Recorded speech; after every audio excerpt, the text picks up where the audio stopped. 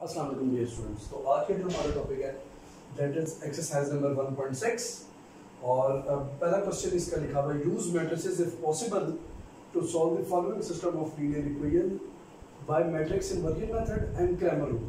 ठीक है, तो हम इसका स्टार्टिंग में क्वेश्चन नंबर 1 ही लिखते हैं। क्वेश्चन नंबर 1 का पार्ट नंबर 1 लिखा है 2x - 2y is equals to 4 and the next is 3x plus 2y is equals to 6. These are the two equations. ठीक है जी, इन्हें साइमल्टेनियस इक्वेशंस भी कहते हैं। अब पहली बात आ गई कि साइमल्टेनियस क्यों कहते हैं। साइमल्टेनियस इसलिए बेटा कहते हैं कि दो वेरिएबल्स हैं x और y और इक्वेशन भी कितनी गिवन है, दो। इन्हें इसीलिए साइमल्टेनियस कहते हैं। साइमल्टेनियस इक्वेशन की इंडिकेशन होगी कि जितने वेरिएबल्स होंगे उतनी इक्वेशंस गिवन होगी। अगर ये z तक वेरिएबल है तो तीन इक्वेशन गिवन होगी, x y z तीन वेरिएबल्स तीन इक्वेशन गिवन होगी, एक वेरिएबल एक इक्वेशन गिवन होगी, दो वेरिएबल दो इक्वेशंस गिवन होगी। ठीक है, so this is what is इसे साइमल्टेनियस होना कहते हैं। अच्छा, अगली बात आप जरा देख लीजिए, first equation second equation. There are many methods to solve it. आप आज से पहले मैट्रिक्स के बगैर अगर कोई मेथड करते थे तो आप क्या करते थे, इनको अगर हम जस्ट ऐड करें तो ये दोनों कट जाएंगे, ये आ जाएगा 5x, ये हो जाएगा 10 और 10/5 x की वैल्यू आ जाएगी 2। आप x की कोई भी एक वैल्यू किसी एक इक्वेशन में पुट कर दें, जैसे 2x - 2y = 4 है, तो 2 × 2 - 2y = 4 - 2y 4 - 4 y की वैल्यू आ जाएगी 0, क्योंकि देखिए 0 डिवाइडेड बाय -2 क्या होगा, 0। सो दो आंसर्स आ गए, x का एक आंसर आ गया 2, y का एक आंसर आ गया 0। बेशक पुट कर दूं, देखिए 4 बिल्कुल सही है, 6 सही है, बिल्कुल आंसर, ये पेयर ऑफ आंसर। लेकिन इस मेथड को कहते हैं आप कि ये एक किस्म का सब्ट्रैक्शन एडिशन मेथड है, अलजेब्रिक सब्ट्रैक्शन एडिशन मेथड है। ठीक है जी, जो आपने अप्लाई किया और आपने इसको सॉल्व किया। अब बात ये है कि there is another method to solve and which is matrices. मैं आपको बताने का मकसद ये देखिए 2/2 के ऑर्डर के मुताबिक ना, यानी कि अभी दो इक्वेशंस गिवन है, ठीक है, दो वेरिएबल्स हैं। हमें लग रहा है ये मेथड अभी आप फील होगा कि बड़ा टफ है यार, ये तो सिंपल एडिशन सब्ट्रैक्शन से कितनी आसानी से ही क्वेश्चन हो जाता है। लेकिन आपको सिखाने के इसलिए मकसद है कि जो आप आगे जाएंगे ये 3/3 4/4 मैट्रिसेस होगी, यानी 4-4 5-5 वेरिएबल्स इस्तेमाल होंगे, 5-5 इक्वेशंस हैंडल करनी होंगी। तो उस केस में ये सबसे आसान मेथड बन जाएगा, जिसे आप कहते हैं मैट्रिसेस का मेथड। और मैट्रिसेस में भी दो मेथड। पहला मेथड जो है, जो आपको उसने दिया वो दिया, उसे कह रहा है कि वो matrix inversion method.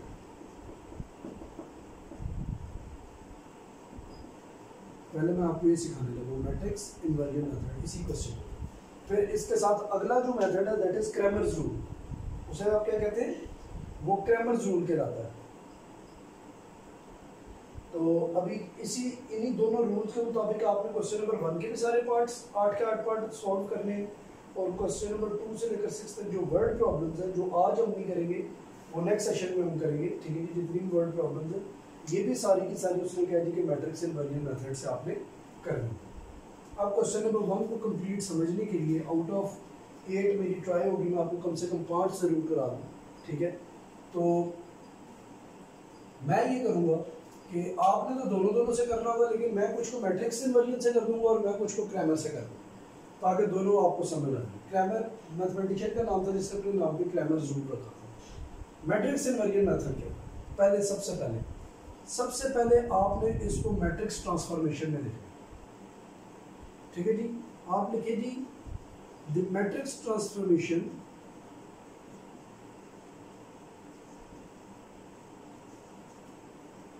Of given system is, यानी ये सिस्टम है, सिस्टम ऑफ इक्वेशन है, सिस्टम इज क्या है। इसको आप पता कैसे मैट्रिक्स में लिख सकते हैं, जरा देखिए। मैं से लिख सकता हूँ 2 - 2 3 2 x y 4 6। अब आप सोच रहे होंगे ये सर आपने कैसे लिखा, कोफिशिएंट अलग लिख देना, वेरिएबल्स x और y इस तरह करके लिख लेने वर्टिकली, और column of constant as it is लिख देने मैट्रिक्स के। ये इसकी मैट्रिक्स ट्रांसफॉर्मेशन। अब आप सोच रहे होंगे ये लॉजिक से, ये ऐसे ही हवा में नहीं है। देखिए कि लॉजिक क्या है, ये 2/2 ऑर्डर, ये 2/1 ऑर्डर। मल्टीप्लीकेशन पॉसिबल है। जो रिजल्टिंग मैट्रिक्स है वो भी क्या होगी, वो भी 2/1 होगी। 2/1 मैट्रिक्स लेने जरा चेक करें, मैट्रिक्स को मल्टीप्लाई करें, क्या होगा। 2/1 ऑर्डर क्या होता है, A11 A21, first row first column से लिंक करें, 2x - 2y, okay, then 3x + 2y। अब आप जरा चेक करें, इक्वल मैट्रिक्स का क्या मतलब होता है कि ऑर्डर भी इक्वल होगा और इंटरेस्ट भी इक्वल होगी, यानी 2x - 2y किसके बराबर हो गया, 4 के, और 3x + 2y किसके बराबर हो गया, 6 के। तो क्या ये दोनों यही इक्वेशंस हैं, यही इक्वेशंस है। या आपको मल्टीप्लाई करके देने का सेंस ये है कि आपके ज़हन में ये बात है कि अगर मैट्रिक्स ट्रांसफॉर्म किए तो क्या ये चीज़ इसके बराबर है, तो प्रूव हो गया कि ये चीज़ इसके बराबर है। हमने जो ट्रांसफॉर्मेशन की है वो बिल्कुल ठीक की। सबसे पहले इस मैट्रिक्स, और नाम भी है मैट्रिक्स के, इस मैट्रिक्स को कहते हैं मैट्रिक्स ऑफ कोएफिशिएंट्स, इसीलिए कहते हैं मैट्रिक्स ऑफ कोएफिशिएंट्स। और मोस्ट ऑफ द टाइम हम जब क्वेश्चन कर रहे होते हैं तो इस मैट्रिक्स को ए के बराबर कंसीडर कर लेते हैं, ठीक है जी। इसे कहते हैं मैट्रिक्स ऑफ वेरिएबल्स। क्या नाम दे देते हैं इसे, मैट्रिक्स ऑफ वेरिएबल्स, और इसे बड़े एक्स के बराबर रख लेते हैं, ठीक है जी। और इसे कहते हैं आप मैट्रिक्स ऑफ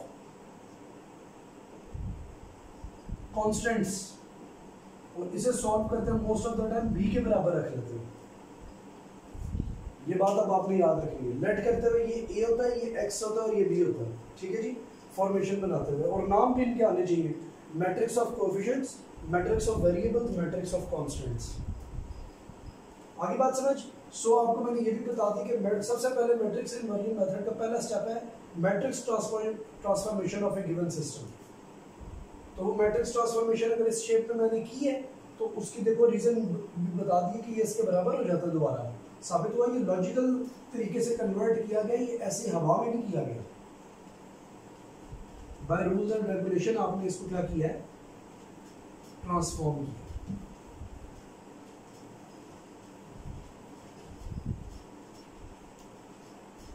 अब आफ्टर दैट ऑल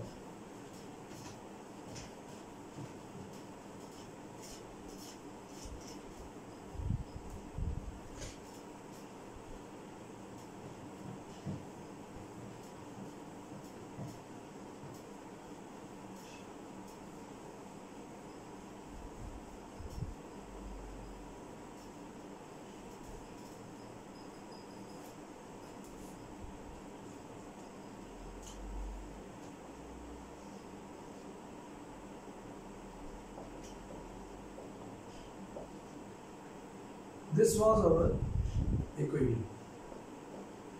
हम सिंपल सा लिखेंगे, द मैट्रिक्स ट्रांसफॉर्मेशन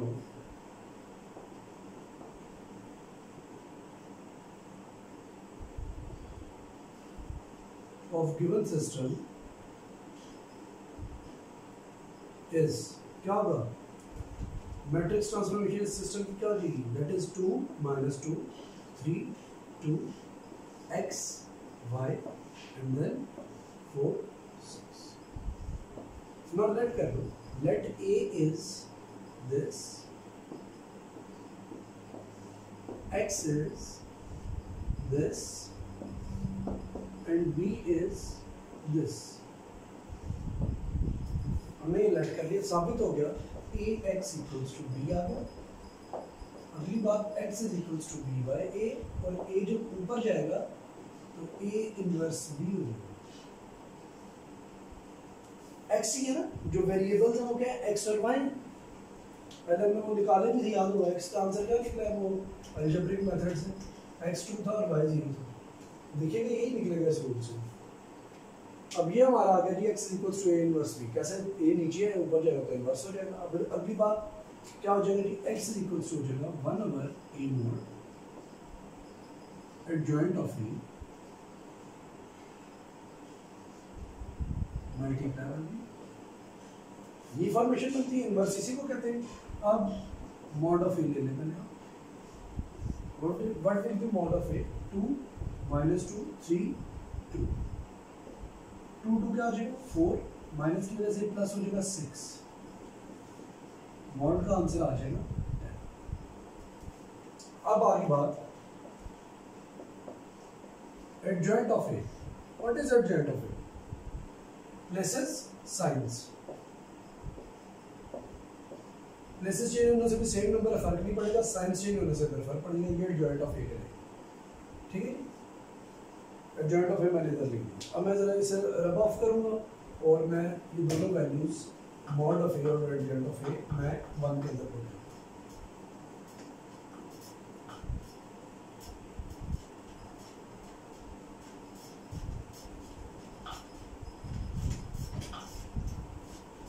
बेशक आप असूल को मद्देनजर रखते हुए आप इसको 1 कर चुके।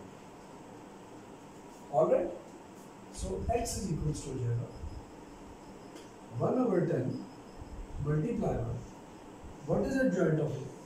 एडजॉइंट ऑफ ए बन चुका है 2 2 minus 3 2 and what is b? That is 4 6। अभी ये इनसे डायरेक्ट अंदर नहीं कर सकता, क्यों? पहले ने मल्टीप्लाई किया, 2/2 ऑर्डर है, 2/1 ऑर्डर है, साबित हुआ मल्टीप्लिकेशन पॉसिबल। और जो ऑर्डर बनेगा वो भी क्या बनेगा? वो भी 2/1 बनेगा, यानी a11 a21 बस। a11 first row first column multiply करेगा, यानी 2 4 से मल्टीप्लाई कर जाएगा प्लस 2 6 से मल्टीप्लाई करेगा। इधर -3 4 से मल्टीप्लाई कर लेगा प्लस 2 6 से मल्टीप्लाई करेगा। मजे की चीज देखिए, एक आंसर आपका क्या है? एक आपका आंसर आ रहा है जनाब यानी 8 + 12 20 और एक आंसर आ रहा है -12 + 12। वो तो दोनों कट जाते हैं, एक आ रहा है 8 + 12, एक आ रहा है -12 + 12। सॉल्व करके बन जाएगा 20 0। अब ये 1/10 में मल्टीप्लाई करेंगे, यानी कि 1/10 मल्टीप्लाई बाय 20, 1/10 मल्टीप्लाई बाय 0 क्या हो जाएगा? x का आंसर दैट विल बी 2 0। 0 से तो कोई भी चीज मल्टीप्लाई 0 हो जाता है और ये 2 हो जाता है। What is xy? सवाल उठता है यहाँ से, xy क्या है? दैट इज साबित हो गया, x की वैल्यू 2 और y की वैल्यू 0। करस्पॉन्डिंग है ना, इक्वल का क्या मतलब होता है? इक्वल मैट्रिसेस, x की वैल्यू 2 और y की।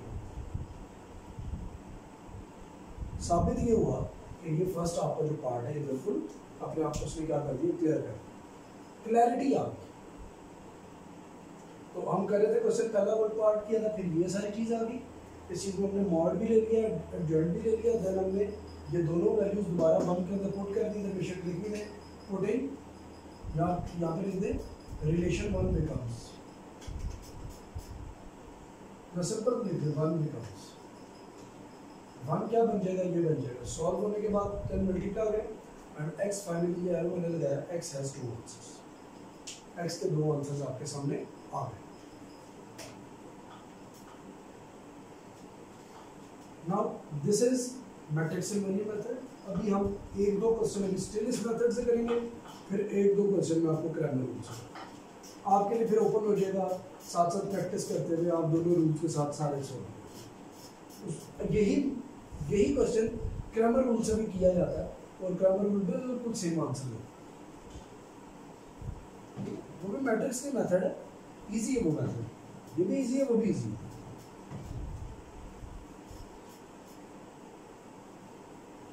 मुश्किल अंडरस्टैंडिंग होती है, अंडरस्टैंडिंग डेवलप हो जाए तो चीजें क्या हो जाती है उसके बाद बेटा आसान है।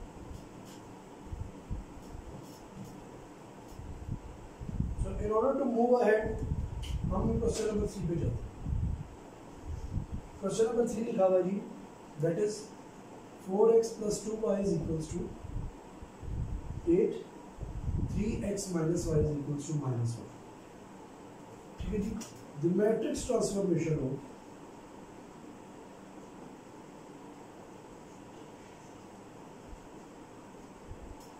गिवन सिस्टम इज क्या होगी? Matrix of coefficients 4 2 3 -1 x y। देखिए कोएफिशिएंट जब लिख रहे हैं तो प्लस माइनस का ख्याल रख रहे हैं, इसके साथ माइनस आ रहा है, -1 लिखा है। Now let